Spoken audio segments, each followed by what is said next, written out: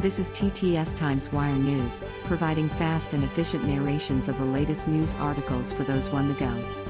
We upload every weekday at noon Eastern Standard Time. Be sure to like and subscribe. The Guardian. TheGuardian.com. Floating wind turbines could open up vast ocean tracts for renewable power. Technology could help power a clean energy transition if it can overcome hurdles of cost, design, and opposition from fishing. Paola Rosa Aquino. Sunday, 29 August 20, 21:08.00 EDT. In the stormy waters of the North Sea, 15 miles off the coast of Aberdeenshire in Scotland, 5 floating offshore wind turbines stretch 574 feet, 175 meters, above the water. The world's first floating wind farm, a 30-megawatt facility run by the Norwegian company Equinor, has only been in operation since 2017 but has already broken UK records for energy output. While most offshore wind turbines are anchored to the ocean floor on fixed foundations, limiting them to depths of about 165 feet, floating turbines are tethered to the seabed by mooring lines. These enormous structures are assembled on land and pulled out to sea by boats.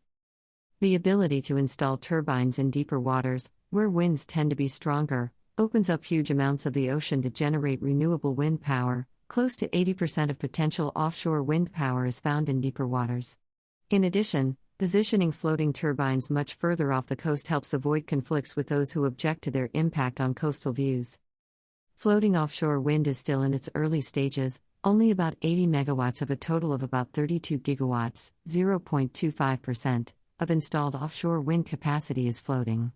But some experts say the relatively new technology could become an important part of the renewables mix, if it can overcome hurdles including cost, design, and opposition from the fishing industry. The US has traditionally lagged behind Europe when it comes to offshore wind power, but that may be changing. Joe Biden has pledged to build more than 30 gigawatts of offshore wind by 2030. The Department of Energy says it has invested more than $100 million in researching and developing floating offshore wind technology in an attempt to establish itself as a leader in the sector.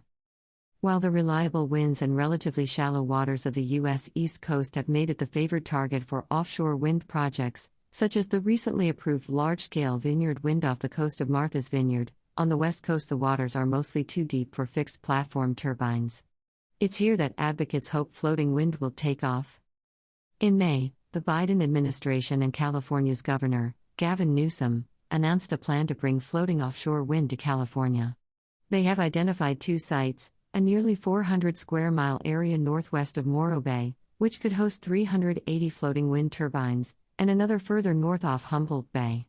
Together these projects could bring up to 4.6 gigawatts of clean energy to the grid, enough to power 1.6 million homes. The announcement was a real breakthrough, said Adam Stern, executive director of the Trade Association Offshore Wind California. At a time when the effects of climate change are evident in California every day, in the form of wildfires and drought conditions, he said, offshore wind can provide clean, reliable electricity for millions of California residents. The International Energy Agency estimates that for the world to stay on the pathway to carbon neutrality by 2050 it needs to add 390 gigawatts of wind power, 80 gigawatts of which would be offshore, every year between 2030 and 2050. It's a big jump from current numbers, especially for the offshore wind industry, which installed just over 6 gigawatts of new capacity in 2020. But wind power has been growing as costs fall and countries look to move away from fossil fuels to meet climate goals. How much floating wind will factor in is unclear.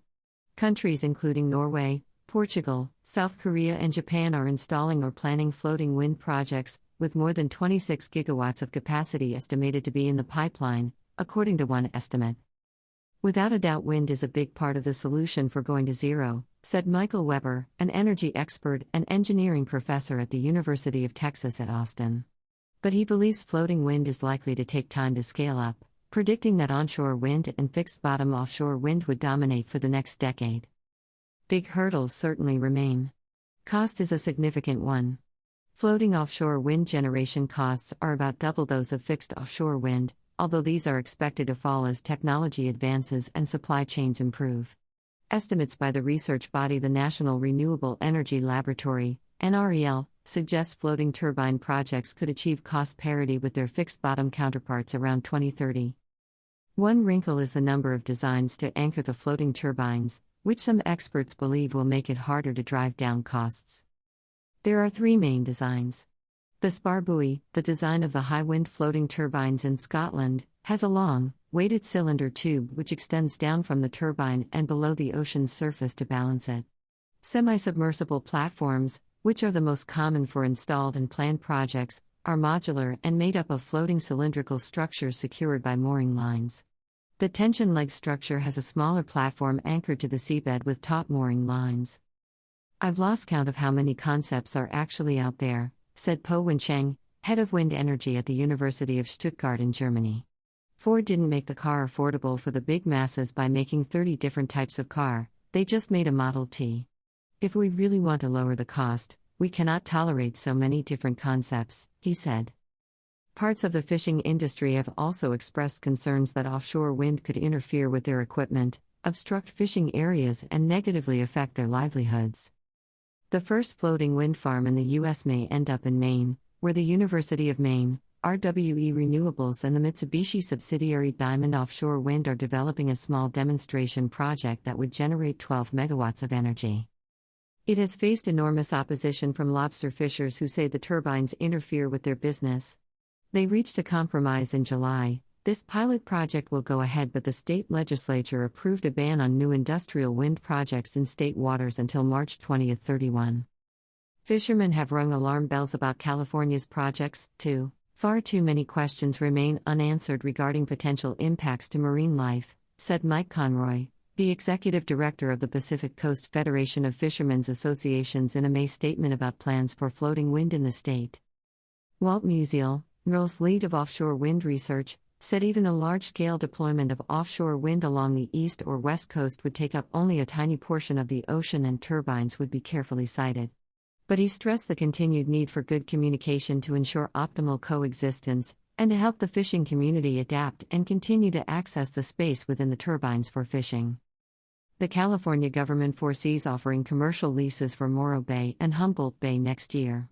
Stern is hopeful that floating offshore wind would create thousands of well-paying clean energy jobs in the state, as well as accelerating the retirement of natural gas plants, reducing pollution in communities that disproportionately bear the burden of environmental impacts. There are a lot of challenges to get floating wind turbines running in U.S. waters, said Po Wencheng, but there's no doubt about the potential. Copyright 2021 Guardian News and Media Limited or its affiliated companies. All rights reserved. Thanks for joining us at TTS Times Wire News. Be sure to like and subscribe to get fast and efficient narrations of the latest news articles for those on the go. We upload every weekday at noon Eastern Standard Time. See you next time on The Wire, and be sure to like and subscribe.